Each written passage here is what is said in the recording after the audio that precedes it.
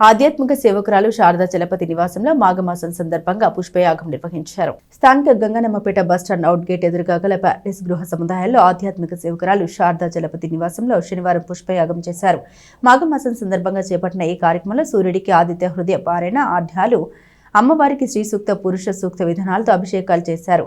అనంతరం అష్టోత్తర శత సహస్ర నీలి కలువ పూలతో అర్చన, అష్టోత్తర శత తెల్ల కలువలతో అర్చన, వివిధ రకాల సుగంధ పరిమళ పుష్పాలతో అర్చనలు చేపట్టారు. మాఘమాసం అమ్మవారికి, సూర్యునికి ప్రీతికరమైందని శారదా చలపతి తెలిపారు. ఈ కార్యక్రమంలో ఎస్పీ యోగా కన్వీనర్ ముద్దా భక్తుని రమణయ్య మాట్లాడారు. శారదా చలపతి ఆధ్యాత్మిక సేవల్ని కొనియాడారు. అనంతరం మంగళహారతి, తీర్థప్రసాద వినియోగం, అన్నప్రసాద వితరణ చేశారు. ఈ కార్యక్రమంలో భారతి, పద్మ, గిరీష్, లక్ష్మి, బాలాజీ, జ్యోతి, సుశీల తదితర భక్తులు పాల్గొన్నారు. మాఘమాసం సందర్భంగా ప్రతి సంవత్సరం మా ఇంట్లో జరుపుకుంటున్నట్లే ఈ సంవత్సరం కూడా పుష్పయాగం ఈరోజు నిర్వహించాము.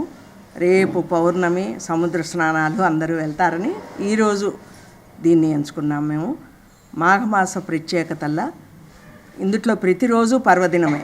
సూర్యుడికి ప్రీతికరమైంది, విష్ణుమూర్తికి ప్రీతికరమైంది, అమ్మవారి పుట్టినరోజు శ్రీపంచమి ఈ సంవత్సరం, రథసప్తమి ఈ సంవత్సరం అన్నీ కూడా ప్రతిదీ ఈ సంవత్సరంలో వస్తాయి. భీష్మాష్టమి నుంచి భీష్మ ద్వాదశి వరకు కూడా 5 రోజులు భీష్ముడి పేరున భీష్ముల వారు పాండవులకి శ్రీకృష్ణుడి సమక్షంలో విష్ణు సహస్రనామం చెప్పిన నెల కూడా ఈ నెలలోనే అంపశయ్య మీద నుంచి ఆయన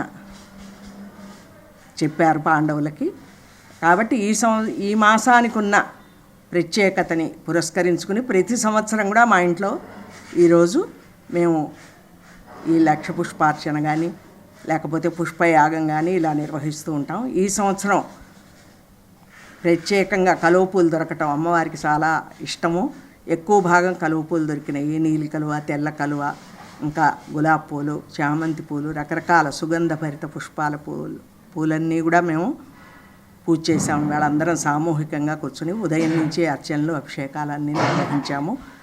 దీంట్లో ఈ కార్యక్రమంలో పాల్గొన్న ప్రతి ఒక్కరికి ఆర్టీసీ బస్టాండ్ వద్ద ప్యారడైస్ అపార్ట్మెంట్లో శారదా చలపతి గారి గృహంలో ఈ రోజున అమ్మవారి పూజలు, లలితా సహస్రనామం, విష్ణు సహస్రనామం ఇట్లా అనేక నామాలతో కార్యక్రమం జరుగుతుంది.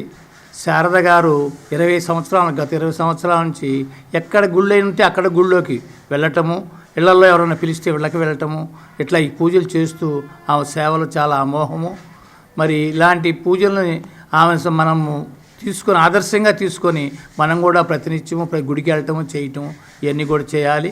ఎవరైనా పాటలు నేర్పాలన్నా కూడా ఆమె నేర్పుద్ది, పాటలు కూడా నేర్పుద్ది, పాటలు పాడుద్ది, కార్యక్రమాలు చేయాలని చేస్తుంది. కాబట్టి ఈ అవకాశాన్ని మనం అందరం వినియోగించుకుందామని సెలవు చేస్తుంది.